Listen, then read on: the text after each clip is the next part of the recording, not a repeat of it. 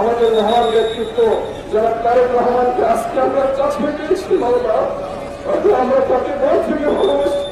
আমরা তার উপরে অনেক নির্যাতন জুলুম হয়েছে, আল্লাহ আপনি তাকে সম্মান দিয়েছেন, সম্মানের জায়গায় আপনি কবুল করে দিন মাওলা।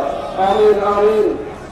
লা ইলাহা ইল্লাল্লাহু মুহাম্মাদুর রাসূলুল্লাহ।